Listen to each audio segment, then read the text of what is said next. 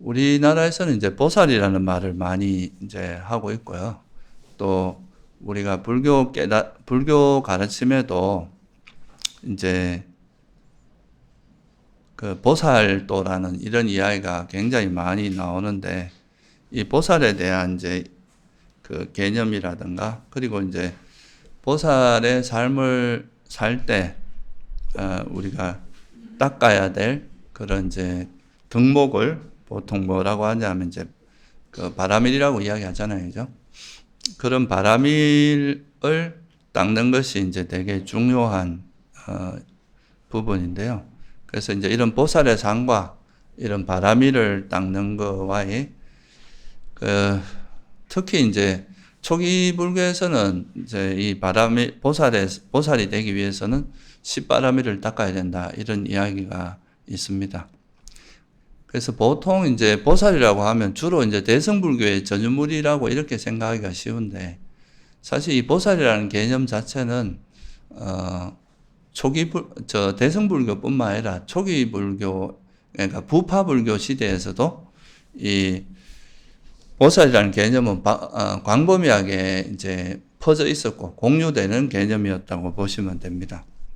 단지 이제 부파불교에서 말하는 보살의 개념하고 이제 대승불교에서 말하는 보살의 개념이 약간 이제 시간이 지나면서 조금 달라지기는 하는데요.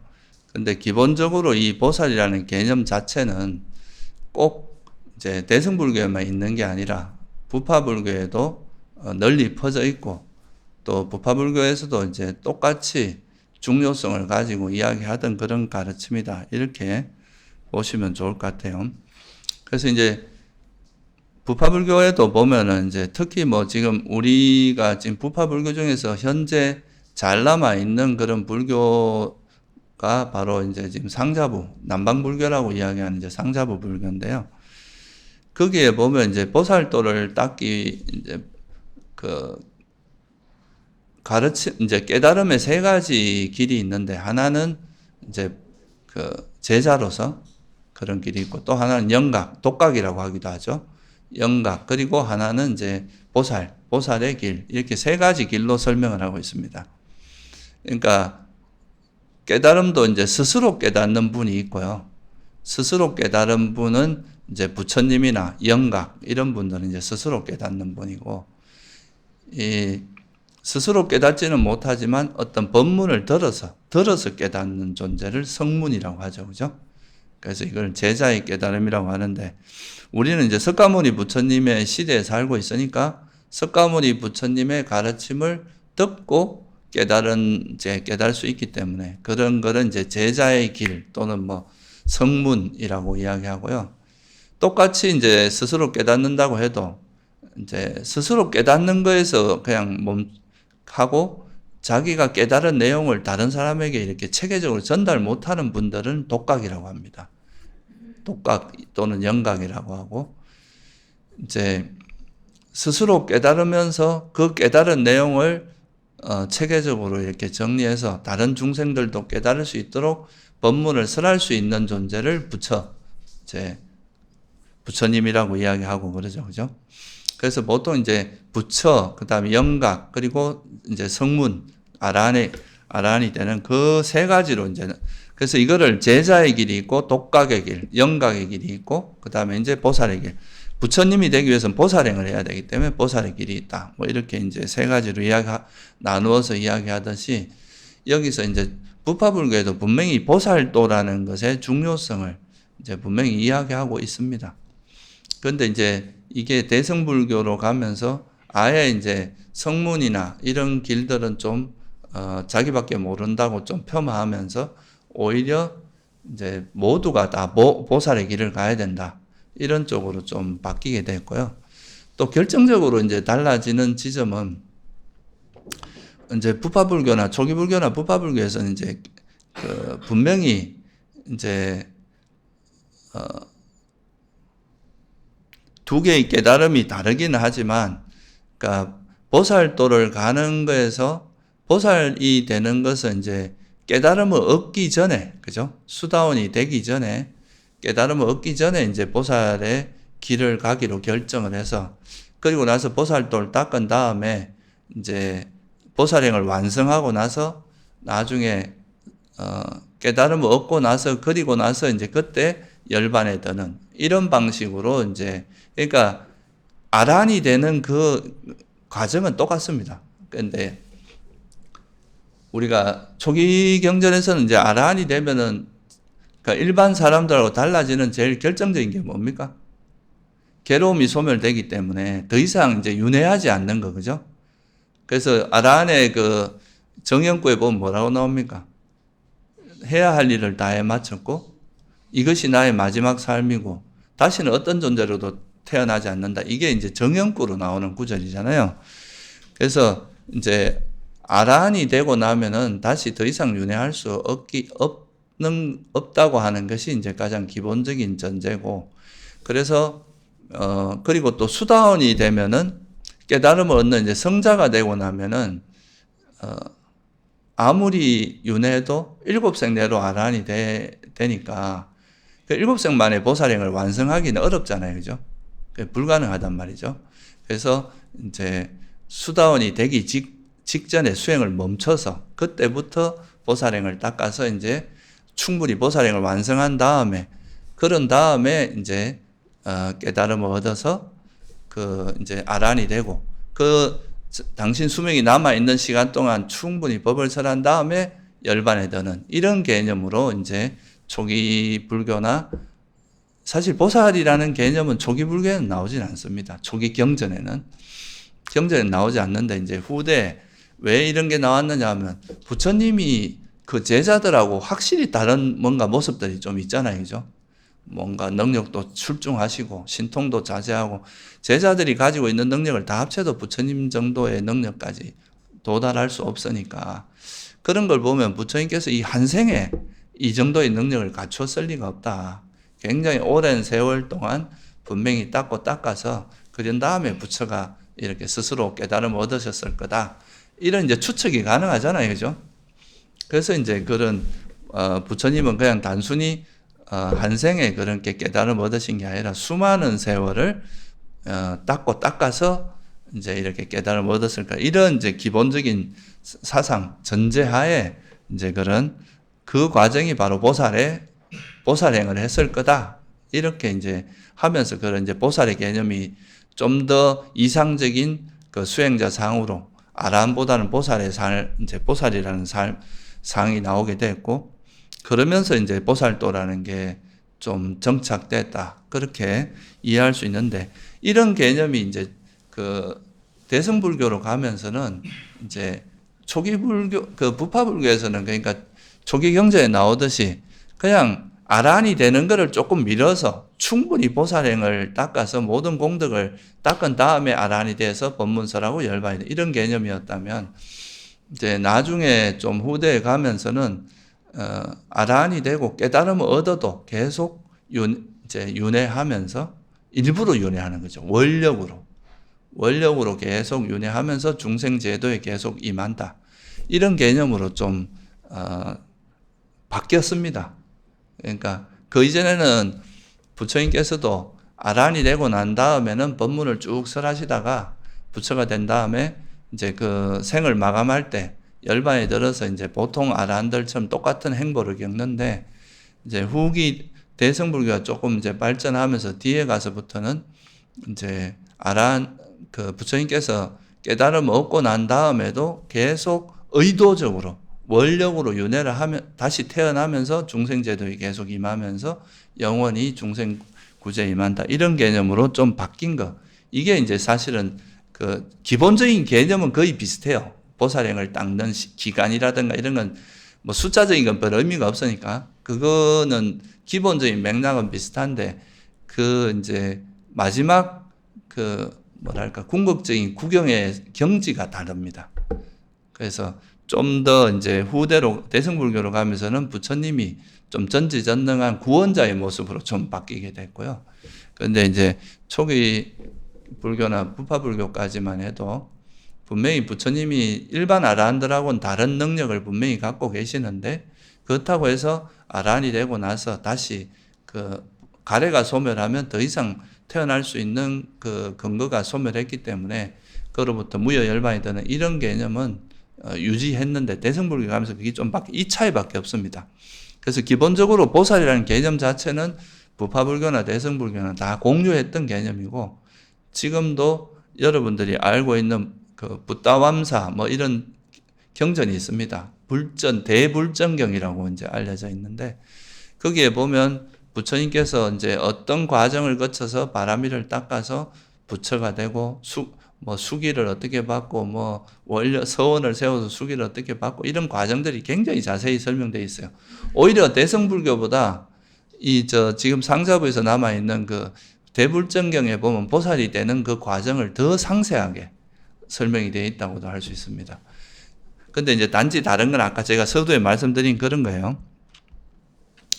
그래서 보통 이제 아라한들은 예를 들어서 우리가 이 생에 태어나서 자기 번뇌를 소멸할 수 있을 정도의 그 정도 수행만 해도 그냥 부처님 법문이 이미 부처님께서 법문을 해주셨기 때문에 그걸로 스스로 깨달을 수 있지만 보살이라는 분들은 이제 첫째는 이제 좀 더 많은 중생들을 제도하겠다는 원력을 가지고 이제 수행을 하신 분들이고 또 그런 중생 제도를 하기 위해서 필요한 많은 그 공덕들이 있을 거 아니에요, 그죠?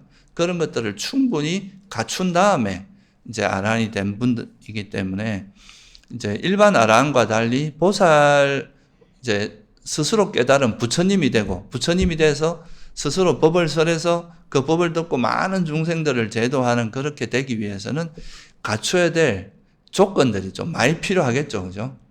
그래서 이런 이제 부처님이 되기 위해서는 그러니까 일반 아라한이 아니라 부처님이 되기 위해서는 갖춰야 될 것들이 좀 기본적으로 요구되는 것들이 많아요. 그거를 이제 총 정리해서 뭐라고 이야기하면 10바라밀 10가지 바라밀을 완성해야 된다. 이렇게 설하고 있습니다. 그러니까 우리가 대승불교에서 보통 뭐라고 이야기하면 6바라밀 많이 이야기하죠. 그죠? 우리 6바라밀에 대해서 많이 이야기하는데 대승불교에서도 10바라밀이 있긴 한데 이제 초기불교에서 이 부파불교에서 말하는 10바람이라고 내용이 조금 틀려요. 근데 어쨌든 이게 이제 특히 지금 남아있는 상자부 불교에서는 이제 10바람이를 이야기하는데 이 10바람이 결국 6바람이라고 연관이 됩니다. 거의 비슷한 내용인데 그래서 이제 이 10바람이를 아주 기본적인 것부터 중간, 최상 이렇게 해서 세 가지 단계로 완전히 완성하고 난 다음에 아라한이 되고 그리고 나야 이제 부처로서 이제 깨달음을 얻을 수 있는 이런 이제 이야기를 하죠. 아라한들은 사실 이 10바라밀을 완성할 필요는 없습니다. 다 이걸 완성할 필요는 없고 그냥 우리는 이제 부처님 법문을 듣고 그냥 번뇌를 소멸할 수 있을 정도의 바라밀만 해도 되는데 근데 이제 스스로 깨달은 부처님이 돼서 중생 제도를 하기 위해서 스스로 깨닫고 스스로 깨달은 바를 체계적으로 법을 설할 수 있는 능력을 갖추려면 이거는 이제 이 10바라밀이라고 하는 이거를 완전히 구족해야만 가능하다. 이런 거죠. 그래서 시간도 되게 많이 걸리고 10바라밀을 이제 아까 말씀드렸듯이 아주 기본 바라밀 그러니까 보시로 가지고 예를 들면 기본 바라밀은 그냥 우리가 일반적으로 하는 재물도 보시하고 노력도 보시하고 이런 거 있잖아요. 그죠? 그런 게 기본 바라밀이고 중간 바라밀은 예를 들면 자기 몸의 신체 일부를 보시하는 거. 그러니까 내 눈을 보시한다거나 신장 하나를 떼준다거나 간을 떼준다거나 이런 식으로 하는 거는 중간 바라밀이라고 하고요. 이제 또 그런 남들에게 뭔가 보시를 하기 위해서 자기 목숨을 던지는 거 있잖아요. 그죠? 자기 목숨을 보시하는 거는 최상의 바라밀이라고 합니다.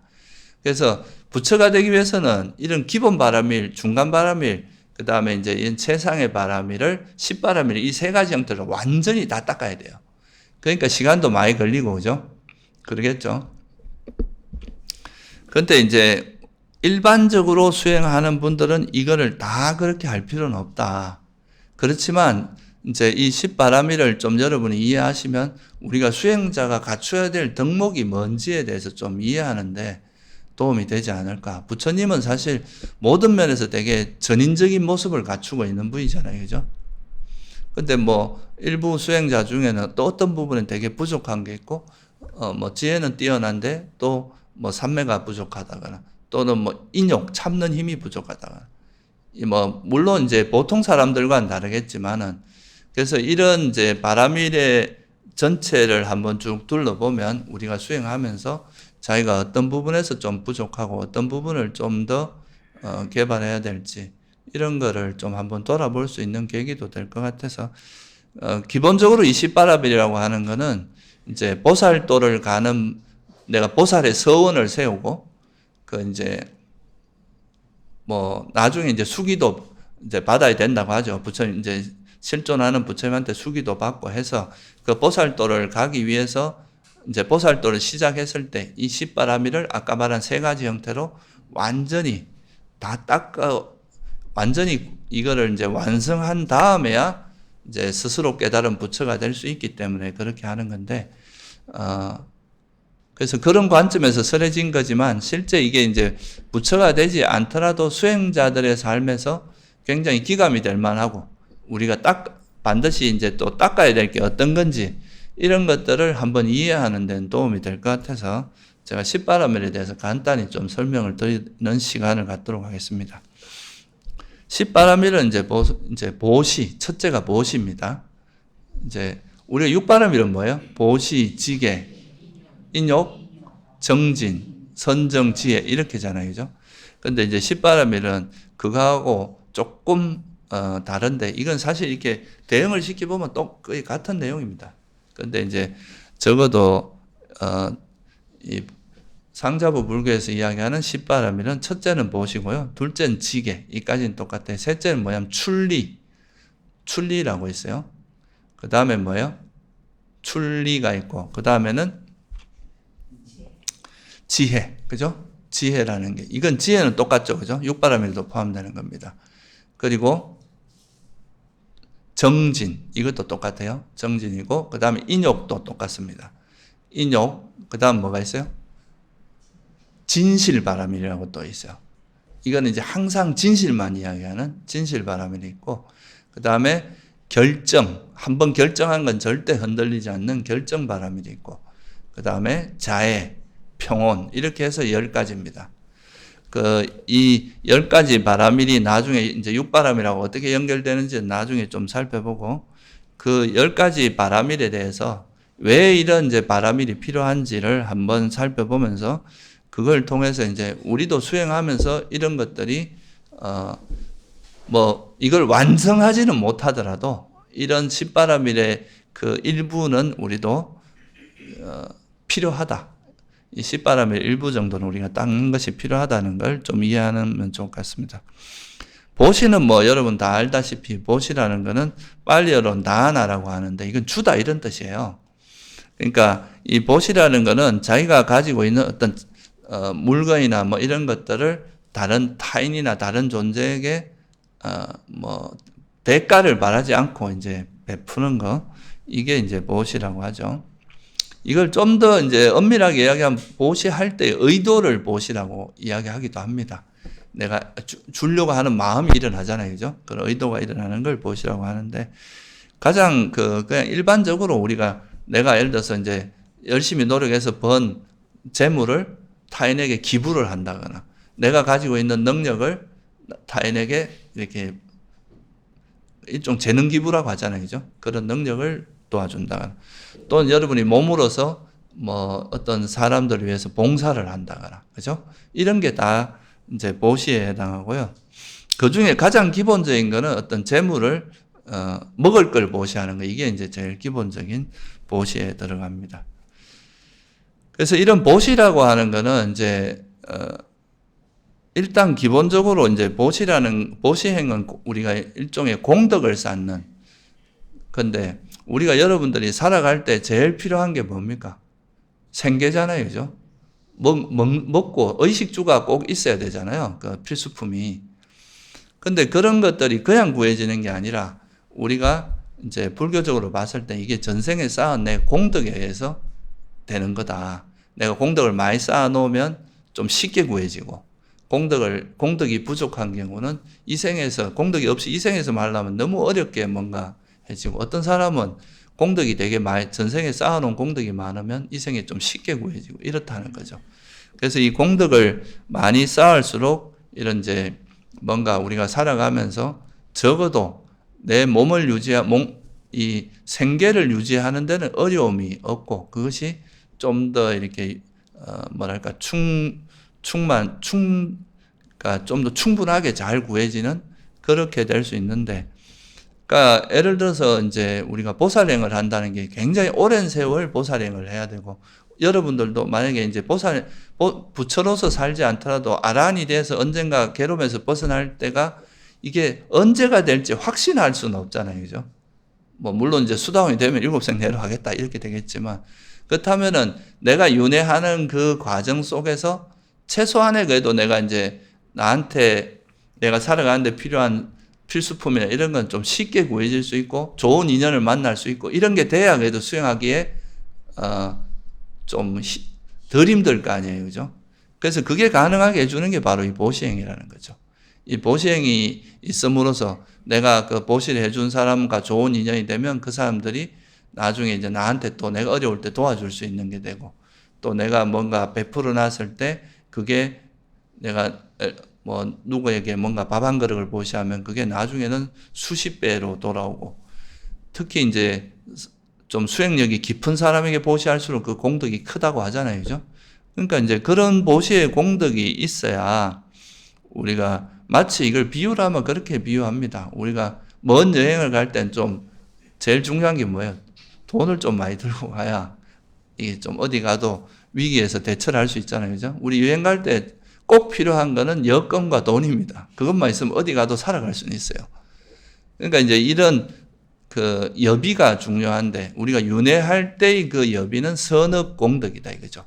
특히 보시 공덕은 여러분이 뭔가를 살아갈 때 좀 아까 말씀드린 그런 필수품을 좀 쉽게 구할 수 있게 해주고, 여러 가지 좋은 인연을 또 내가 또 베푼 사람들이 나한테 좋게 대응하지 뭐 나쁘게 대응하지는 않을 거 아니에요. 그죠? 그래서 그런 것이 이제 굉장히 중요한 거기 때문에, 또 하나 부처님이 되고 나면 어떻게 됩니까? 우리가 수많은 이제 많은 제자들을 기르고 많은 중생들을 제도하려고 하는데, 내가 그분들하고 인연이 하나도 없으면 내 법문을 듣기는 하겠어요? 법문도 안 듣고, 또 뭔가 이렇게 이제 성단이 만들어지기 위해서는 뭔가 보시도 들어와야 되는데 그게 쌓아놓은 공덕이 없으면 그런 것도 안 되거든요. 근데 부처님께서 과거 이제 생에 셀 수 없는 많은 사람에게 많은 공덕을 보시행을 했기 때문에 이렇게 불상만 갖다 놔도 저리 그래도 먹고 살고, 이런 것도 부처님이 과거 생에 쌓은 공덕도 되게 큰 영향을 하는 겁니다. 과거 생에 부처님께 이제 은혜를 받았고 뭔가 보시를 받았던 사람들이 우리가 그걸 정확히 기억은 못해도 그것만 보면 괜히 마음이 좋게 작용하고 해서 이제 그렇게 되는 것도 있거든요. 그래서 부처님처럼 이제 이렇게 법을 펴려고 하는 분은 많이 베풀어야 그게 또 나중에 성단이나 이제 그 성가가 만들어지고 그 법이 오래 갈 수 있게 될 거 아니에요. 그죠? 그런 차원도 있지만 우리가 이제 부처님이 아니더라도 수행자들에게도 이런 이제 보시 공덕을 많이 해야 수행하는데 장애도 없고, 자기가 뭘 예를 들어 뭐 수행하려고 하면 수행 거처가 잘 구해지고, 수행하려고 하면 누가 옆에서 도와주는 사람이 많고, 장애가 적고, 오히려 수행하기에 전념할 수 있는 그런 환경이 만들어지고, 이런 것도 다 보시 공덕하고 관계가 있습니다. 그래서 이 바라밀의 제일 기본이 보시라고 이야기합니다. 이거는 우리가 생명체는 기본적으로 이제 뭔가 이렇게 자기가 살아갈 거처나 옷이나 음식이 필요하잖아요. 그게 없으면 살아갈 수가 없잖아요. 그게 잘 구해지지 않으면 일단 너무 고통스럽거든요. 이 생활고라는 거는. 그래서 이제 그러고 또 아까 말씀드렸듯이 또 좋은 인연을 만나게 되는 그런 계기도 되고, 이런 것. 그래서 이 보시바라밀이 가장 중요하기 때문에 그 부처님께서 이제 닦은 10바라밀 중에서도 이 보시바라밀에 대한 이야기가 굉장히 많이 나옵니다. 이게 그만큼 이제 또 법을 펴거나 이런 데도 중요한 역할을 하기 때문에, 그래서 이제 보시바라밀은 또 행하기도 가장 쉬운 것 중에 하나입니다. 그죠? 그냥 뭐 자기가 가지고 있는 거를 그냥 보시하는 거라서. 그래서 이런 공덕을 쌓는데 가장 중요하기 때문에 보시바라밀이 첫 번째로 나오는 거죠. 그리고 또 이거는 어떤 면에서는 또 보시라는 거는 또 우리 마음의 그런 욕망이나 성냄을 버리는데도 되게 좋은 역할을 합니다. 우리가 보시하는 걸 모르고 항상 자기 것만 챙기고 남한테 베풀지 모르는 사람이 인색함이 많아지잖아요. 그죠?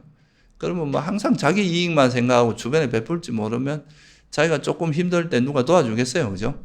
그러니까 내가 뭐 받은 게 없는데 도와줄 일이 없잖아요.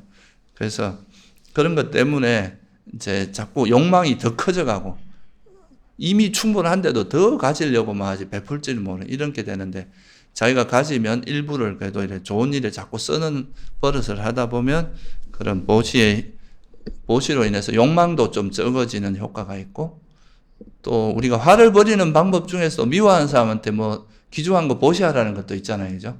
이런 보시가 또 화를 버리는데도 도움이 됩니다.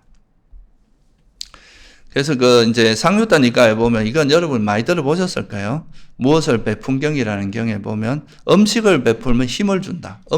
사람들이 힘이 있어야 살아가는데 음식은 이제 힘을 줘서 살아갈 수 있게 해주는 거고 옷을 베풀면 뭐예요? 옷을 보시하는 거는 그러니까 추하고 이런 거를 아름답게 해주는 거니까 아름다움을 보시하는 거라고 탈 것은 안락함을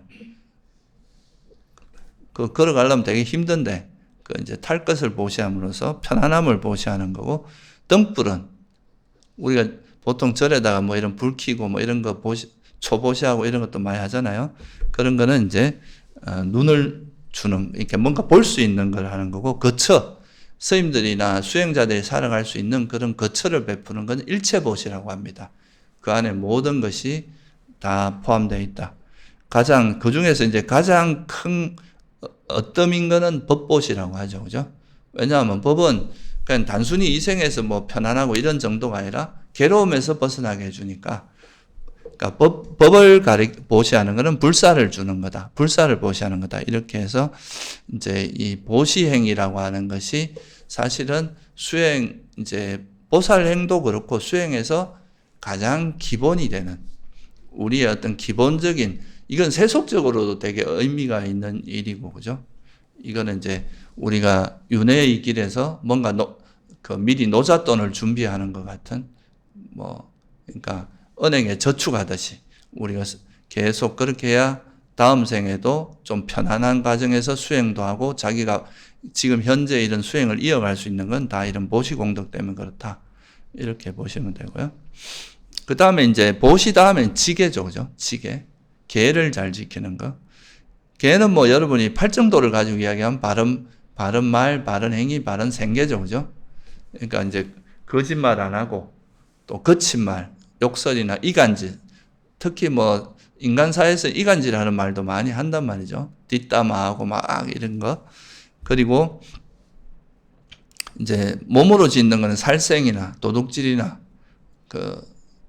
세속적으로 말하면 이제 바람 피는 거 이런 것들 그런 것들이 다 요즘 말로 하면 뭐 폭력을 행사하거나 남을 괴롭히거나 이런 게 다 들어가죠, 그죠? 그러니까 말과 몸으로 짓는 그런 행위를 하지 않는 거 이게 이제 계에 해당합니다. 나쁜 행위를 악행을 하지 않는 거. 그래서 이 계는 여러분들이 뭐 잘 아시는 거지만. 이 계라는 것이 이제 지금 우리가 5계도 지키고 8계도 지키고 하는 이런 계를 지키는 게 단순히 보통 사람들이 생각할 때는 계라는 게 되게 우리를 구속하는 거고 답답한 거고 이렇게 생각할 수도 있잖아요. 그죠? 계를 지키는 게. 근데 사실은 이 계를 지키는 것이 우리의 뭐하고 관계 있어요? 일상에서 살아가면서 우리가 행하는 언행하고 관계가 있잖아요. 말과 행동, 그죠? 그러니까 우리가 계를 잘 지킨다는 것은 사실은 어떻게 보면 내가 말을 할 때도 여기에 뭐가 들어가는 거예요? 부처님의 가르침에 맞는 이 말이 악의가 있고 뭔가 남에 대한 적의가 담겨 있고 뭔가 이러면은 이 말은 해로운 거잖아요. 그러면 이건 멈춰야 되잖아요. 그죠? 근데 만약에 이게 서로를 화합시키고 서로에게 이익이 된다. 이러면 이건 해야 되는 말이죠. 그러면 이 말을 하기 전에 여기에 뭐가 이미 내포되어 있습니까? 우리 견해, 바른 견해가 여기 들어가 있죠. 이게 선인지 불선인지를 살피고 말을 하게 되잖아요. 그리고 또 행동을 할 때도 이게 정말 남에게 해로운 건지 유익한 건지, 나에게도 유익한 건지 해로운 이런 걸 잘 살핀 다음에 행동, 그 의도를 잘 살펴서 하게 될 거 아니에요. 그죠? 그러니까 이게 단순히 계를 지키는 게 그냥 막 어떤 규칙에 얽매인다 이런 개념보다는 이 계를 잘 지키는 게 수행하고도 아주 밀접한 관계가 있어요. 우리가 마음에서 그런 바른 견해를 잊지 않고 잘 기억하면 계도 잘 지킬 수 있고, 또 내가 뭔지도 모르지만 계를 잘 지키다 보면 또 우리 마음이 또 순화되고 바뀌는 게 되거든요. 부처님께서 이건 하면 안 좋다 했으니까 안 한다 이렇게만 돼도, 그렇게 실천하다 보면 또 우리 마음이 또 그렇게 남에게 거친 말이나 이런 건 안 하게 되고 이간질도 안 하게 되고 이렇게 될 거 아니에요. 그죠?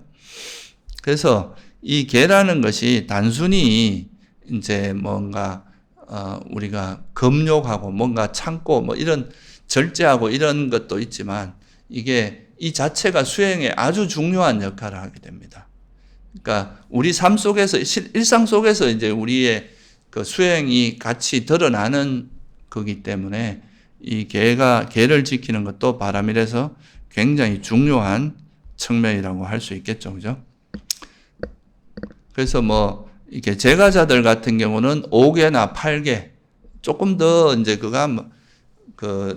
여러분이 맨날 이게 법회 때 받는 이 5개만 잘 지켜도 사실은 우리가 사람들한테 비난받을 일은 별로 없다고 하잖아요. 그죠?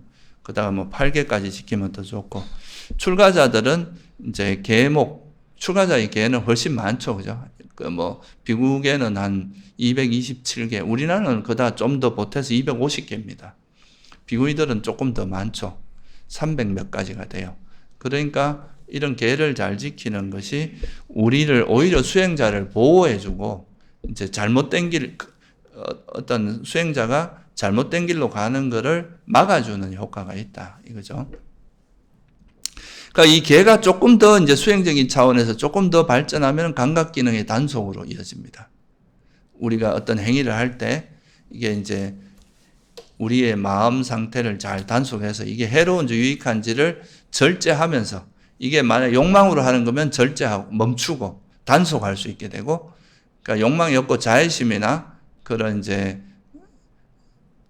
욕망이 없는 마음으로 하는 걸 하게 되고, 이렇게 되면서 우리가 어떤 색생의 미촉법의 어떤 대상을 접할 때 그 마음에서 때가 묻지 않도록 하는 이런 감각 기능의 단속으로 이어지면 이제 계의 좀 고급 버전이고요. 일반적으로는 이제 계목을 잘 지켜서 그 계목이라도 우리가 어기지 않으려고 애쓰는 것 자체가 우리 마음을 정화시켜주는 효과가 있다. 또 이 계를 잘 지키는 것만 해도 굉장히 큰 선업을 짓는 거기 때문에 이게 또 공덕을 쌓아주는 게 있다. 이것만 해도 우리가 공덕을 많이 쌓게 된다. 그래서 우리가 그 시계생천 이런 말 들어봤죠, 그죠? 시가 무슨 시자입니까?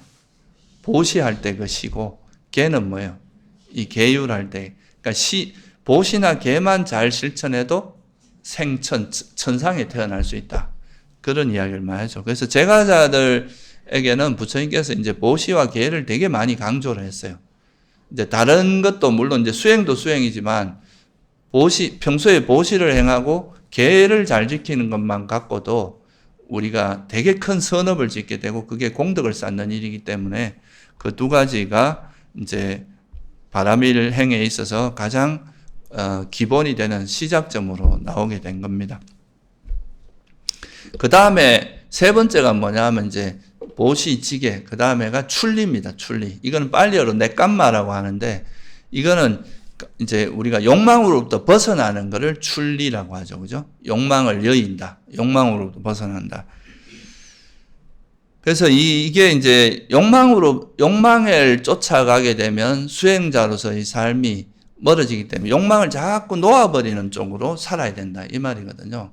자꾸 욕망을 쫓아가다 보면 계속 그 욕망으로 인해서 수많은 악행들이 일어날 수 있으니까 그 욕망을 놓아버리는 건데, 이게 이제 어떤 바람일의 입장에서는 좀 더 구체적으로 이야기하면 출가를 이야기하는 겁니다. 세속을 떠나는 거죠. 세속을 떠나는 것, 출리. 그래서 이제 제가자의 삶에서 떠나서 이제 출가를 하는 건데, 그래서 경전에도 보면 제가자의 삶을 살더라도 그러니까 언젠가는 나도 출가자가 돼서 이제 세속을 벗어나서 수행자가 되겠다. 이런 원을 가지고 살라고 하죠. 그죠? 그래서 이제 뭐 실질적으로 우리가 이제 세속을 떠나서 출가를 하면 그 자체만 해도 이제 세속적인 많은 부분을 놓아버리는 게 되잖아요. 그죠? 그래서 이제 그런 것도 의미가 있지만 또 어떤 면에서 보면은 세속에 있더라도 우리가 심적으로 감각적 욕망에서 벗어나기 위해서 노력하는 것, 이것만 해도 출리라고도 할 수 있어요. 그러니까 욕망을 쫓아가는 게 아니라 욕망으로부터 벗어나기 위해서 이제 노력하는 것, 이것만 해도 출리라고 할 수 있는데, 실제로 이제 여기서 말하는 거는 이 보살행을 할 때는 이제 기회가 되면 출가자로서 이제 삶을 살아가는 그런 출가의 어떤 삶도 내포하고 있는 거다. 이렇게 보시면 되겠죠. 그래서 보시나 지계를 통해서 우리가 공덕을 많이 쌓은 다음에, 그 다음에는 출가의 어떤 삶, 또는 이제는 감각적 욕망에서 벗어나서 뭔가 이 욕망을 내려놓는 삶을 살겠다는 것. 이거는 이제 실질적으로 우리가 이렇게 선임이 되는 출가도 있지만, 심출가라 그래서 우리 마음에서 이제 욕망으로부터 벗어나겠다고 이게 마음을 먹는 이런 것도 하나의 출가라고도 할 수 있겠죠. 그죠?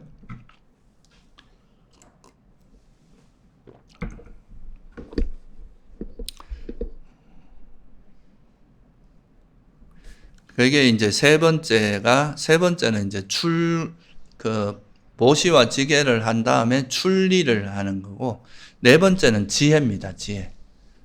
지혜를 개발. 이 지혜는 우리가 실상을 꿰뚫어 아는 건데, 지혜와 이제 어리석음을 뭐로 비유하느냐면, 지혜는 빛에 비유하고, 어리석음은 어둠에 비유를 많이 해요. 그래서 육조 단계에 보면 한 등불이 천년의 어두움을 없앤다, 이런 말이 있어요. 그러니까 아무리 천년 동안 어두운 깜깜한 동굴에 있다가 거기 가서 우리가 불을 딱 켜면 그 어둠이 다 사라져 버리잖아요. 그죠? 그와 마찬가지로 우리가 지혜라고 하는 거는 우리가 부처님께서 보시기엔 윤회하는 이유가 뭐 때문이라고 그랬습니까? 그러니까 가래인데 그 가래가 또 일어나는 이유는 진리를 모르기 때문이라 그랬거든요. 그러니까 이 진리를 꿰뚫어 알지 못하는, 연기를 꿰뚫어 알지 못하기 때문에 계속 윤회한다. 또는 사성제를 꿰뚫어 알지 못하기 때문에. 우리가 이 현실이 변하기 마련이고 내 것이라 할 만한 것도 없고 괴로움인데, 그걸 행복이라 생각하고 내 것이라 생각하고 영원하다고 생각하면서 계속 이제 애착하는 거라는 거죠. 그래서 그거를 꿰뚫어 아는 걸 우리가 뭐라고 하냐면, 그래서 바라밀에 제일 중요한 게 바로 이 지혜인 거죠. 이 지혜가 개발이 돼야 이런 이제 무명의 어두움에서 벗어날 수 있잖아요. 그죠? 그래서 이제 계를 잘 지키고 이제 보시를 행하고 계를 잘 지키고 출가까지 했다면, 여러분은 이제 실제로 출가 못하던 마음으로 이제 내가 이 수행을 욕망으로도 벗어나야 되겠다, 이런 출가를 하면 그 다음엔 이 지혜가 중요한 포인트가 된다. 지혜라는 거는 이제 우리가 살아가는 이 세상을 겉으로 이래 드러나는 현상에 쏙지 않고 그것이 가지고 있는 본질을 정확히 꿰뚫어 아는 거죠. 욕망의 본질은 달콤하지만 이 욕망은 참 이게 괴로움을 엄청 많이 유발하는 위험한 물건이구나. 마치 도각에 달콤한 게 들어가 있으면 달콤하지만 먹으면 이제 우리가 괴로운 것처럼 이건 위험한 거다. 이렇게 꿰뚫어 보는, 그러니까 겉으로 드러난 포장되어 있는 게 아니라 그 실상을 꿰뚫어 보는 이 힘이 뭡니까? 이게 바로 지혜라는 거죠. 그래서 이 지혜를 개발해서 지혜를 닦아 나가는 게 이제 수행에서는 가장 중요한데, 이 지혜 중에서도 우리가 꼭 알아야 될 거는 예를 들면 이제 성과 불선을 구분하는 지혜라든가 사성제에 대한 지혜라든가 이런 거고, 이게 이제 이 지혜가 성장해 가면서 우리가 뭐가 생깁니까? 나중에 이제 여러분이 수다원도 되고 아라한도 되고 그럴 거 아니에요. 그죠? 그러니까 부처님 같은 분은 이제 정말 중생 제도를 위해서 필요한 모든 걸 다 알아야 되잖아요. 그러니까 그런 지혜가 닦는 것이 바라밀의 또 중요한 부분이 될 수밖에 없겠죠. 그죠? 우리가 아라한이 되기 위해서도 필요하고, 중생 제도를 위해서는 또 중생에 대해서 다양하게 아는, 근기를 아는 거, 과거 전생도 아는 지혜나 이런 진통지도 필요할 거 아니에요. 그죠? 이런 온갖 종류의 지혜를 다 닦는 과정이 바로 지혜 바라밀이다. 이렇게 볼 수 있겠죠. 그래서 일반적인 수행, 제자들은 부처님 같이 그렇게 일체 모든 걸 다 하는 지혜까지는 아니더라도 적어도 사성제를 깨뚫어 하는 또는 오온을 깨뚫어 하는 또는 연기를 깨뚫어 하는 이런 지혜는 꼭 필요한 거다. 이렇게 볼 수 있겠죠. 그죠? 그리고 또 이것뿐만 아니라 이제 부처님께서는 또 이런 이제 중생 제도를 하려면은 그냥 이런 이치에만 능한 게 아니라 또 세간에도 능해야 되잖아요. 그죠? 세간의 지혜. 그래서 우리가 그 부처님 아까 예불 할 때 했던 것 중에 뭐가 나옵니까? 세간해라고 있잖아요. 그죠? 부처님 가진 능력 중에. 세간을 잘 아는. 그래야 이것도 중생들을 제도하는데 도움이 되겠죠. 그죠? 그래서 이런 것들이 다 이제 다 포함해서 지혜라고 하고 이 지혜를 계속 우리 보통 수행자들은 아라한이 되기 위해서 필요한 모든 지혜를 다 닦아야 됩니다. 그게 뭐예요? 우리가 물질과 정신을 정확히 이해하는 지혜. 그러니까 오온을 정확히 이해하는 지혜도 있어야 되고 이것이 다 조건에 의해서 일어난다는 조건에 대한 지혜도 있어야 될 거고 그래서 이거는 무상하고 괴로움이고 무아라는 이런 지혜도 필요하겠죠. 그죠? 이런 지혜들이 다 이제 충분히 개발됐을 때 우리가 때가 되면 아라한이 될 수 있는 거고 또 부처가 될 수 있는 거라서 이 지혜가 바로 우리가 닦아야 될 거다. 그리고 이제 불교에서는 이제 이 많은 바라밀 중에서 가장 그러니까 핵심적이고 중요한 지혜가 바로 이 지혜 바라밀입니다. 이 지혜라는 게 이제 결국은 깨달음을 얻기 위해서 괴로움을 소멸하기 위해서 결정적으로 마지막에 작용하는 건 지혜잖아요. 그죠? 다른 게 이제 충분히 이렇게 기반을 만들어주고 공덕을 이제 토대가 되는 건 사실이지만 마지막에 깨달음 있고 번뇌를 소멸하는 그 직접적인 무기는 뭡니까? 지혜입니다. 그래서 이 지혜가 가장, 그러니까 우리가 어리석기 때문에 이제 계속 윤회를 하는데 이 어리석음에다 불을 밝혀야 되잖아요. 그죠? 그게 바로 지혜다 이거죠. 그래서 저도 옛날에 이제 그 육조 단경에서 참 이 말이 워낙 시적으로 멋있어서 그러니까 한 등불이 천년의 어두움을 없앤다. 그러니까 지혜 명지라고 하는 지혜가 생기면 무명이 순식간에 사라진다 이거죠. 그래서 이 지혜가 이제 가장 중요한 바라밀입니다. 그래서 이게 경전 상류다 니까에도 보면 비구들이요 그와 같이 깨달음에 이바지하는 어떠한 발자국들이 있든지 깨달음을 위해서는 통찰리의 기능이 그들 가운데 어뜸이라 불린다. 그러니까 이 지혜, 이 불교에서는 이 지혜가 가장 어뜸이다 바라밀 중에서. 그래서 이 지혜가 생기면 결국은 이제 우리가 뭐 수행을 해 나가면서 바른 견해가 생기는 거하고 같은 말이죠. 그죠? 지혜가 생긴다는 거는. 그래서 이제 선과 불선도 구분하게 되고, 이제 그렇게 되면 뭐가 가능해집니까? 바른 정진이 가능해지죠. 그죠? 뭐가 선이고 뭐가 불선인지를 이제 지혜가 닦다 보면 이제 정진 바라밀도 그 다음에 이제 이걸 알았으면 이거를 실천하기 위해서 노력하는 게 뭐예요? 이게 바로 정진 바라밀이 되는 거죠. 그러니까 내가 해로운 마음, 탐진치는 해롭고 위험하고 이건 우리에게 독과 같은 마음 상태니까 이거는 버리려고 애를 쓰고 탐욕이 없고 성냄이 없고 어리석음이 없는 이런 어리석음이 없다는 지혜가 있다는 거잖아요. 그러니까 이런 삼매라든가 자비심이라든가 이런 거는 개발해야 되잖아요. 그걸 이제 그렇게 선은 개발하고 불선을 버리려고 애쓰고 노력하는 걸 뭐라 그럽니까? 이게 정진이죠. 이건 정진 바라밀이 이제 꼭 필요하겠죠. 그래서 이 정진 바라밀이 일어나기 위해서 가장 중요한 거는 뭐예요? 경각심입니다. 우리 삶이라는 것이 이제 정말 길지 않다는 이런 거에 대한 절박함도 필요하고, 실제 뭐, 저도 요즘 거울 보니까 흰머리가 많이 늘었던데, 이게 옛날 아직도 뭐 한 30, 40대 이럴 때 보면 어제 같은데, 우리가 지나고 보면 뭐 30년이 금방 흘러가잖아요. 그죠? 그런 것처럼 우리가 이제 옛날에 어떤 그 왕도 자기가 이렇게 거울 보다가 흰머리 생긴 걸 보고 엄청나게 큰 왕국을 지배하던 왕인데 그냥 그걸 버리고 출가하는 그런 애도 있었거든요. 그래서 이게 이제 그런 무상함에 대한 통찰이라든가 또는 이제 우리가 이런 번뇌의 위험성이 있잖아요. 이 화를 가지고 내가 살아간다는 게 얼마나 위험하고 또 내가 이게 이제 선을 개발하지 않고 이런 이런 집착, 가래가 많은 상태로 살아가는 게 우리 삶에서 얼마나 위험하고, 이게 이런 걸 그대로 가지고 죽었을 때 또 어디로 갈지 뻔하잖아요. 그런 거에 대한 이제 경각심을 가지고 있으면 선의 해로움과, 선의 유익함과 불선의 해로움에 대한 경각심이 있으면 또 정진을 할 수밖에 없겠죠. 그죠? 그래서 그게 바로 이제 정진력을 일으키는, 우리가 정진을 할 수밖에 없겠죠. 그래서 이게 평소에 계속 이 노력하지 않으면서 뭔가 이루어지는 건 절대 없거든요. 그건 세속도 마찬가지고, 이생도 마찬가지고.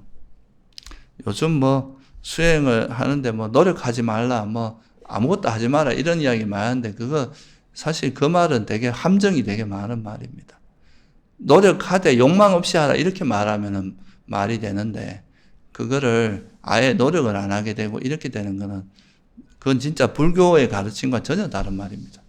그래서 이제 정진이 우리가 그 비유를 할 때 그렇게 하잖아요. 사자는 아주 작은 먹이를 먹을 때도 최선을 다한다 하잖아요. 그죠? 그런 것처럼 우리가 이런 아무리 사소한 선업이라도 최선을 다하고, 아무리 사소한 번뇌라도 버리려고 노력하고, 선업이라도 개발하려고 노력하고, 이렇게 해야 되는 게 정진바라밀입니다.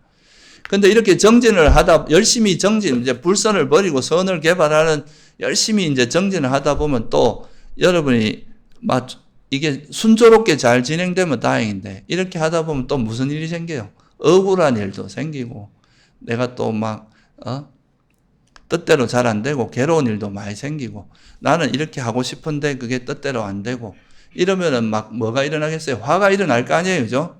그러니까 그런 뭔가 억울하고 잘 안 되고 이런 거, 화날 수밖에 없는 그런, 또는 몸이 아프다거나, 주변 환경이 안 좋다거나, 이런 주변에 이제 괴로운 일들이 생기기 마련인데, 그럴 때 그걸 화내지 않고 이겨내는 걸 뭐라고 해요? 인욕이라고 합니다. 인욕은 기본적으로 그 자애하고 같은 말이에요. 화를 안 내는 게 핵심입니다. 보통 우리가 인욕이라 그러면 막 성질이 나 죽겠는데 행동을 안 하고 참는 거, 이런 걸 화라고 생각하는데, 이걸 인욕이라고 생각하는데, 이거는 인욕이 아니라 그냥 화를 억누르고 있는 것밖에 안 됩니다. 이거는 분명히 병이 생겨요. 그렇게 하면. 근데 그게 아니라 우리 마음에서 이제 그런 억울함이나 뭔가 부당함이라든가, 내가 잘못한 거, 이거는 좀 아니라고 생각해. 뭔가 저거는 옳지 않은 거에 대해서 뭔가 부당함을 느끼다거나, 우리가 살다 보면 그런 일들이 많잖아요. 분명히 저건 화날 만한 상황인 경우가 많단 말이죠. 그럼에도 불구하고 거기서 화를 내지 않고 거기에 대처할 수 있는 거, 이건 인욕의 힘이거든요. 그래서 인욕은 화낼 만한 상황이고 대상인데도 화를 내지 않고 참는 것을 인욕이라고 합니다. 그러니까 이거는 본질은, 이 인욕의 핵심은 화를 내지 않는 거에 있어요. 화가 없는 마음으로 견뎌내는 거죠. 이 대표적인 분이 누굽니까? 그 애가 뭡니까? 그 부처님 그 과거 전생에 보면 그 인욕 선인으로 있을 때, 그죠? 그 가시왕이라고 아시죠? 그죠? 그 가시왕이 자기 궁녀들이 있었는데, 이제 궁녀들하고 잠깐 자는 사이에 이 부처님 전생에 이제 그 인욕 선인으로 있을 때 탁 앉아 있는 모습이 너무 거룩하니까 국녀들이 거기 가서 다 법문을 듣고 있었던 거야. 그러니까 이제 막 이 왕이 질투가 막 불같이 일어나가지고 이 인욕 선인을 막 괴롭히죠. 채찍으로 때리고 손과 발을 자르고 이렇게 하는데도 얼마나 억울한 상황입니까? 자기가 잘못한 게 하나도 없는데. 근데 그런 억울한 상황에서도 화를 안 내고 그걸 참아내는, 그게 이제 인욕바라밀의 절정 같은 거죠. 그죠? 그래서 이게 이제 인욕바라밀입니다. 이거는 마치 이제 대지에 깨끗한 게 들어가거나 더러운 게 들어가거나, 쓰레기를 버리거나, 황금덩어리를 버리거나, 대지는 거기에 대해서 동요하지 않잖아요. 그죠? 그런 것처럼 어떤,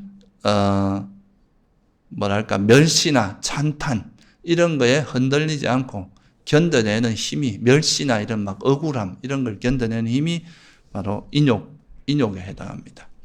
그래서 이 인욕이라고 하는 건 우리가 수행하는 과정에서 하다 보면 정말 막 이렇게 힘든 일도 많고, 또 어떤 때로는 막 억울한 일도 당하고, 때로는 막 그 정말 말도 안 되는 부당함에서 막 분노하기도 하고 이런데, 그럴 때 계속 그 상황에 반응을 하다 보면 우리는 계속 그 주변에 휩쓸릴 수밖에 없잖아요. 그죠? 그러다 보면 이제 자기 수행은 없어지고 그런 데서 흔들리지 않으면서 자기 수행을 해나가는 힘이 되는 게 바로 이 인욕의 힘이다. 인욕바람이. 그죠? 그래서 이 법국에 보면 그런 말이 나옵니다. 단단한 바위가 바람에 움직이지 않듯이 지혜로운 사람들은 칭찬과 비방에 흔들리지 않는다. 그러니까 어떤 상황에서도 수행자들은 그런 이제 어려움이나 이런 데서 자기 마음을 잘 지켜내는 힘을 길러야 되기 때문에 이럴 때 이제 보통 우리가 이제 억울한 일을 당하거나 좀 내가 원치 않는 상황이나 어려운 상황, 역경을 겪으면 그때 보통 마음이 화가 나기 쉽잖아요. 그죠? 이럴 때 화를 안 내고 그걸 이제 인욕의 힘으로 견뎌내는 것. 그게 바로 이제 인욕바람일이고 이게 이제 되게 중요한 요소에 속한다. 그래서 이제 정진을 하다 보면 그 어려운 일이 있고 억울한 일이 있고 힘든 일이 있을 때 인욕으로 견뎌내는 거라서 인욕바람일이 필요한 거고요. 그 다음에 이제 이렇게 하다가 이제 또 진실, 그 다음에가 진실바람이라고 하는데요. 인욕행도 하고 그리고 이제 이 수행자가 또 특히 이런 부처님 같은 분은 이 진실바람일이 당신께서도 이제 보살행을 하다 보면 가끔은 악행도 하고 그렇단 말이에요. 아라니 깨달은 분이 아니다 보니까 그러니까 해로운 업도 지을 거 아니에요. 그죠? 그렇지만 절대로 하지 않은 거 한 가지가 있다고 그러는데 그게 뭐냐면 거짓말을 하지 않는 거라고 합니다. 왜 그렇게 했어요? 부처님께서 과거 전생에도 거짓말 했다 그러면 당신이 나중에 법을설할 때 옛날에 거짓말 한 적도 있으니까 내가 못 믿겠다. 이렇게 의심을 할 수 있다는 거죠. 그래서 당신이 이제 법을설하고 이런 거에 대해서 이제 중생 제도를 하기 위해서 나중에 깨달음을 법을설하고 이런 과정에서 절대로 사람들에게 신뢰를 잃을 행동을 안 하기 위해서 거짓말을 하지 않았다고 합니다. 그게 바로 진실바람일이죠. 내가 어떠한 상황에서도 절대 거짓말 안 한다. 우리가 세속에서도 여러분이 살아가면서 저 사람은 자기가 진짜 불리한 상황에서도 거짓말 안 해 라고 한다면 그 사람 말을 100% 믿을 거 아니에요. 그죠? 그게 이제 진실바람일에 해당합니다. 그래서 이 진실바람일이 이제 부처님께서 또 닦는, 그러니까 이거는 어떻게 보면 계에서 거짓말 하지 말라는 계하고도 연관이 되겠죠. 그죠?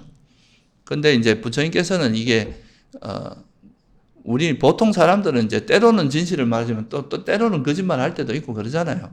근데 부처님은 그 오랜 세월 동안 이제 보살행을 할 때 단 한 번도 거짓말을 한 적은 없다. 이게 이제 진실바람일입니다. 그래서 이런 진실의 힘이 또 이제 어떤 일을 성취하게 하는 힘도 있다 그러잖아요. 그죠? 여러분, 앙굴리말라경이라고 아시죠?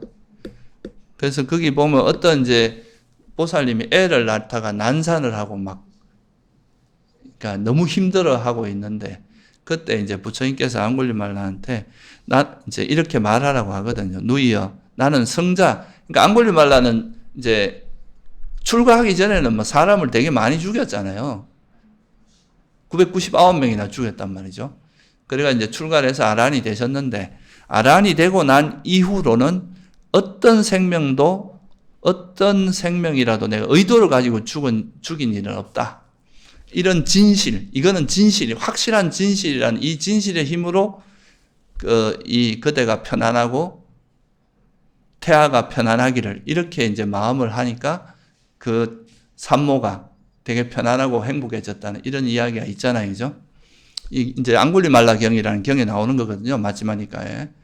그래서 정말 여러분들이 거짓말하고 진실만 말하던 그런 힘이 있으면 그 힘에서 자기가 원하는 거 이룰 수도 있다. 뭐 이런 이야기를 하는 겁니다. 그래서 일단은 보살행을 하는 이제 스스로 부처가 되는 보살행을 할 때는 절대 거짓말을 하지 않았다. 당신의 그런 말에 대한 신뢰를 확실히 얻기 위해. 안 그랬으면 진실을 말하고 거짓말을 했다면 후대 사람들이 이제 부처님 말씀에 대해서 의심을 할 수도 있기 때문에 그랬다고 하죠. 그래서 이게 이제 진실바람이고, 그 다음에가 결정바람입니다. 이 결정은 뭐겠어요?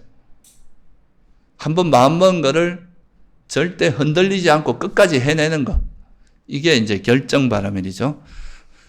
아디타나라고 합니다. 그래서 자기가 마음먹은 것을 흔들리지 않고 끝까지. 이게 작심삼일이, 보통은 작심삼일인데, 부처님은 이제 한번 마음 먹은 거, 또는 이제 수행자들은 자기가 이렇게 결심한 것에 대해서는 어떤 일이 있어도 그걸 해내는 거, 이게 바로 결정바람일입니다. 이것도 수행자한테 되게 중요한 부분이겠죠. 그죠?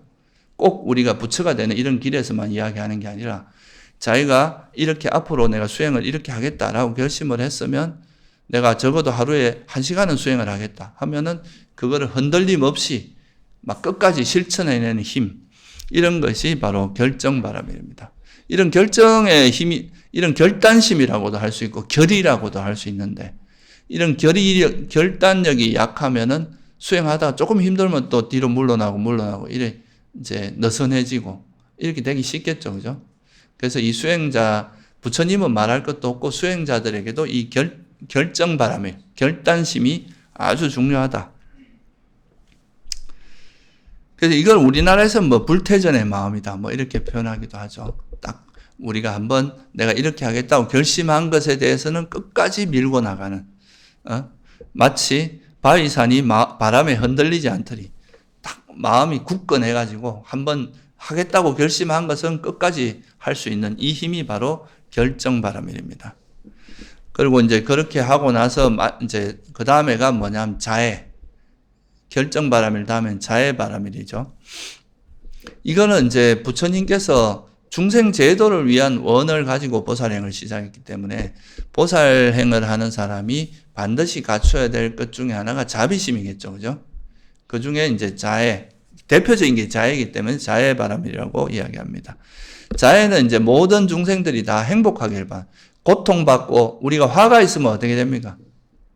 저 사람이 고통받길 바라고, 괴롭기를 바라고, 가다가 넘어지길 바라고, 어디 일이 잘 안 되길 바라고, 뭔가 돈을 벌었다가도 쫄딱 망하길 바라고, 이게 이제 화의 본질은 그렇거든요.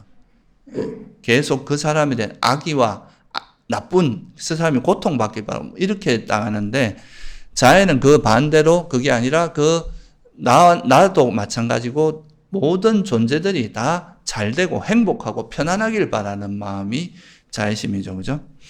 그래서 이런 자애심을 개발하는 것은 보살의 삶에서도 굉장히 중요하고 또 수행자의 삶에서도 결국 이 자애라는 거 화가 없는 마음 상태이기 때문에 이 자애를 개발한다는 것은 결국 성냄을 버리는 거하고 관계가 있거든요. 그래서 이거는 뭐 수행자에게도 굉장히 중요하고 또 이런 자애심이나 이제 사무량심은 또 이게 수행자들의 삶이 사실은 좀 약간 잘못하면 각박해질 수도 있는데 이 자애심이 있으면 서로가 이제 우리가 세속에서 보통 잘 되길 바라는 마음엔 보통 애착이 들어가잖아요. 그죠? 이 애착이 들어가면은 그게 또 자기 뜻대로 안 되면 거기에 대한 반작용으로 막 그거에 대한 불만이 자꾸 생기고 실제 이게 좀 쉽지가 않습니다. 보통은 이제 자기가 뭔가 좋은 마음으로 하지만 자기도 모르게 그게 애착이 달라붙게 되면 그것이 뜻대로 안 됐을 때는 화가 나기가 쉽잖아요. 좀 불만이 생기고. 그래서 이 자애의 마음을 통해서 보상 없이 그 사람이 잘 되기를 바라는 이게 이제 자애의 핵심이거든요. 애착과는 다르잖아요. 그죠? 자애라는 건. 자애는 이제 화가 없는 마음이기도 하지만 이건 선한 마음 상태니까 여기에는 뭐도 없어야 되겠어요. 애착이 있으면은 탐욕이 있는 마음이 되잖아요. 그러니까 이거는 이제 자애라는 마음에는 탐욕도 없고 성냄도 없는 거예요. 그러니까 화도 안 내지만 거기에 대해 집착도 하면 안 되는 거죠. 그죠? 그래서 그런 마음으로 이제 모든 사람들이 수행자들이 행복하길 바라는 그러면 주변에 있는 누구라도 그런 마음으로 대하면 자기한테도 좋고 이제 자기가 마음의 동료도 적을 거고 주변에 있는 사람도 건강해지죠. 그러다가 고통받는 사람이 있어요. 주변에. 그러면 또 무슨 마음으로 이어지겠습니까? 그 고통을 덜어주고 싶은 마음이 일어날 거 아니에요. 그죠? 그게 뭐예요? 연민심입니다.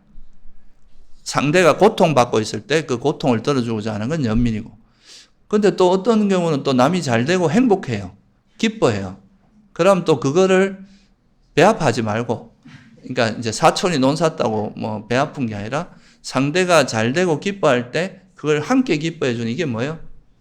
이게 무디답니다. 함께 기뻐함. 그래서 자애심을 가지고 모든 존재가 다 행복하길 바라는 자애심을 가지고 있다가 고통받는 사람이 있으면 그 고통을 들어주려고 하고, 아이, 말단 꽃이다. 이렇게 가면 안 되겠죠. 그죠? 아, 꽃이다. 정말 너 미웠는데 이래 되는 게 아니라 그 사람이 괴로워할 때는 그 고통을 들어주고자 하고, 잘 되면은 질투하는 게 아니라 그 사람이 참 잘 됐다. 사두 이렇게 같이 기뻐해주는 그런 마음이 이제 요 자애 속에 포함되어 있다. 이렇게 이해하시면 좋을 것 같아요. 그래서 이제 이런 자애심을 개발하는 거, 이거는 이제 수행자에게도 굉장히 중요한 마음 상태이기 때문에, 이거는 제가 지금 조만간 여러분들에게 이 자애 사무량심을 개발하는 이거에 대해서 우리가 선언해서 이제 프로그램을 지금 준비를 하고 있는데요. 이거는 한번 해보시면 사실 우리 마음을 좀 순화하는 데 굉장히 도움이 많이 될 겁니다. 그 다음에 마지막에 이제 자애 연민, 그 다음에 함께 기뻐함이 일어나고 나서, 그 다음에 이 세 가지 마음의 공통점은 이제 사람들에게 행복하길 바라고 괴로움을 들어주려고 하고 함께 기뻐하는데, 여기에 뭐가 달라붙으면 안 됩니까? 내가 이렇게 해줬는데 너 날 몰라줘. 이러면 안 되잖아요. 그죠? 그러니까 내가 뭔가 좋은 일을 하고 나서 그거에 대한 보상하는 마음, 보상을 받고 싶어 하는 이런 마음이 있을 수 있잖아요. 그래서 모든 자비희라는 마음에는 반드시 함께 해야 되는 게 평온입니다. 이 평온이라는 마음이 함께 했을 때 진정한 자애심이 되고, 평온이 함께한 연민이 진짜 연민이 되고, 평온이 함께한 함께 기뻐함이 진정한 함께 기뻐함이 될 수 있어요. 그래서 마지막은 평온입니다. 평온이라고 하는 것은 우리가 그 대상에 대해서 집착하지도 않고 화내지도 않고 한 걸음 떨어져서 좀 균형감을 가지고 보는 거죠. 대상을 집착하지도 않고 화내지도 않으면서 이렇게 떨어져서 보는 거. 그래서 이 우페카가 위에서 보다 이런 뜻이라 그랬잖아요. 그죠? 이 빨려는 우페카인데, 우빠라는 게 위라는 뜻이거든요. 그리고 이제 카는 보다 이런 뜻인데, 그래서 위에서 이렇게 그 개입해서 좋다 싫다 나도 감정적으로 동요되는 게 아니라 한 걸음 떨어져서 그냥 그 있는 그대로 보는, 그거를 이제 우페카라고 하는데, 이걸 지혜적인 측면으로 하면 평온의 지혜라고 하고요. 그냥 그 좋아하지도 않고 싫어하지도 않는 그러니까 균형, 그런 측면에서는 그냥 이제 중립이라고 표현하죠. 그런데 이제 이런 표현이, 우페카는 보통 우리가 이제 어떤 중생들을 대할 때라도, 우리가 보통 이제 사람들을 대할 때 내가 좋아하는 사람은 막 좋게 잘해주려고, 싫어하는 사람은 멀리하고 이러잖아요. 그런 게 없는 것도 중립이 돼요. 그게 이제 평온의 마음 상태죠. 그래서 이거는 이런 이제 보통 여기서 말하는 평온은 이제 크게 보면 두 가지예요. 이런 이제 자비희 사할 때 사가 평온에 해당하죠. 그죠? 그거는 어떤 중생이라도 차별 없는 마음으로 대하는 거죠. 그죠? 소위 말 경계가 허물어져야 이래 돼요. 그래서 여러분들이 뭐 좋아하는 사람이든 싫어하는 사람이든, 이게 이제 좋아하는 사람이 집착하고 싫어하는 사람이 화내지 않으면서 한 걸음 떨어져서 모든 존재가 다 행복하길 바라고, 괴로움이 없길 바라고, 기뻐하길 바라는, 이게 바로 자비희거든요. 그래서 이 우페카라고 하는, 이게 이제 평온이라고 하는 거는 그 어떤 대상에 대해서 중립적인 마음. 비록 그 사람이 원수 같아도 그 사람이 행복하길 바라고 괴로움에서 벗어나길 바라. 내가 정말 좋아하는 사랑하는 사람이라도 똑같은 마음. 이게 중립적인 마음이잖아요. 그죠? 그렇게 되도록. 그래서 이게 중립이라는 게 어떤 중생이라도 똑같이 차별 없이 대하는. 그래서 자애와 연민과 함께 기뻐함을 개발하고 나서도 그거를 내가 했다고 보상을 바라면 여기에 벌써 애착이 날라붙는 거 아니에요. 그죠? 애착도 없고 싫어하는 거 없는 거는 기본이고, 애착이 없이 그냥 어떤 존재라도 그거에 대해서 행복하길 바라고, 괴로움에서 벗어나길 바라고, 그렇게 하는 것이 이제 중립 또는 이제 평온이라고 합니다. 이런 중립으로서의 평온은 이렇게 볼 수 있는 자비희사할 때 그 평온의 기본은 자업자득이라는 게 기본입니다. 비록 이 사람이 나쁜 사람이고 나쁜 짓을 많이 했다 하더라도 자기 업은 자기가 받을 스스로 받게 돼 있는데 오히려 이런 마음을 낼 수 있잖아요. 저 사람 저렇게 나쁜 행위를 하게 되면 저 가보를 받을 텐데 저걸로 가보를 받아서 이 생에도 고통받고 다음 생에도 고통받고 엄청 고통을 받을 텐데 참 안 됐다. 저 사람이 정말 잘 되길 바라는 이런 마음으로 고통에서 벗어나기를 이렇게 할 수 있잖아요. 그죠? 그래서 이렇게 이제 어떤 대상이라도 그거에 대해서 자애심이나 연민이나 함께 기뻐함을 일으킬 수 있는 그 기반이 이제 평온의 마음인데 그 평온이라는 것이 결국은 평온한 마음을 일으킬 수 있게 해주는 그 지혜가 바로 자업자득이라는 그 지혜가 이제 그렇게 될 수 있게 해준다. 그래서 자애를 기반으로 하지만 항상 자애와 연민과 함께 기뻐함을 끼지만 여기는 한 걸음 물러서서 그거를 집착함 없이 보상을 바라지 않고 그냥 단지 그 사람이 행복하길 바라고 그 사람이 괴로움에서 벗어나길 바라고 함께 기뻐하는 이런 마음으로 되도록 하기 위해서는 반드시 평온이라는 것이 중요하다. 그리고 이 평온을 또 이제 지혜의 측면에서 이야기하기도 하는데 여러분들이 이제 지혜가 깊어지고 이 세상에 다 무상고무하라고 통찰이 이루어지고 나면 어떤 대상을 만나도 그게 동요 없이 평온한 마음으로 그걸 있는 그대로 바라볼 수 있고 통찰할 수 있는 힘이 될 거 아니에요. 그죠? 그거를 이제 평온의 지혜라고 하기도 합니다. 그래서 우리가 지혜를 개발할 때 보통 이제 제일 고차원적인 지혜가 바로 평온의 지혜입니다. 지혜 중에서. 보통 우리 염호의 지혜도 있고 뭐 그러잖아요. 그죠? 무상고무와 염호의 지혜도 이야기하는데 깨달음이 일어나기 직전의 지혜를 보통 평온의 지혜라고 이야기해요. 그래서 이거를 그 청정도론에서는 쌍카라에 대한 평온의 지혜 이렇게 표현합니다. 그래서 이게 이제 제일 어떤 물질과 정신에 대해서도 동요 없이 평온한 마음으로 대응할 수 있는 지혜죠. 그럼 이 정도 되면 이제 그게 그 다음에 깨달음으로 이어질 수 있을 정도의 강력한 지혜가 될 수 있습니다. 그래서 이게 바로 십바라밀입니다. 그래서 처음에 보시지계를 하고 그 다음에 보시지계, 출리, 그죠? 그러니까 이제 일종의 이제 심출가를 하든, 뭐 실제 출가를 하든 출가를 해서 바른 견해를 갖추고, 지혜를 닦아서, 그 다음에 바른 정진, 그죠? 정진하다 보면 어려운 일도 있고 하면 인욕할 줄 알고, 또 항상 진실을 말하고, 그 다음에 한번 내가 결정한 거에 대해서는 퇴보하지 않고, 그거를 끝까지 가는 그런 결정심을 기르고, 그리고 그러면서도 이제 수행하면서 항상 자애심을 가지고, 자애, 연민, 이 자애로만 했지만 연민과 이제 함께 기뻐함도 같이 있다고 보시면 돼요. 그리고 그렇게 하지만 한 번은 물러나라 이거죠. 그거에 대해서 이거 내가 했다, 이런 마음, 이거 내가 했다, 내가 너한테 도왔다, 이런 것 자체가 이제 보상을 바라고 또 나라는 자만이 들어가기도 그렇잖아요. 그죠? 그래서 이걸 물러나서 이런 걸 바라지 않고, 이건 뭐 자업자득, 내가 한 것은 내가 선업을 지은 거고, 그죠? 이런 자업자득의 마음으로 평온한 마음을 일으키는 것. 이게 이제 이런 것들이 뭐 완전히 완성되면 부처님이 되는 거지만, 그렇게 완전히 뭐 모든 방면에서 기본, 중간, 최상으로 완성하지 않더라도 여러분들이 이런 그 십바라밀에 대한 이해가 있으면 그게 수행할 때 이제 여러 가지 방면에서 내가 결정심이 좀 부족하구나. 결단력이 좀 부족하고 이런 걸 볼 수도 있고, 또는 뭐 자애심이 부족하다거나, 또는 인욕의 힘이 좀 약하구나. 이렇게 생각할 수도 있고, 그죠? 이런 평온이 부족. 그래서 자기가 부족한 거를 이걸 통해서 메꿔 나갈 수도 있겠죠, 그죠? 이제 이게 육바람이라고 좀 대보를 해보면, 육바람이는 보시지계, 인욕, 정진, 선정, 지혜인데, 나머지는 뭐 다 알고, 출리는 어디에 해당하겠어요? 출리.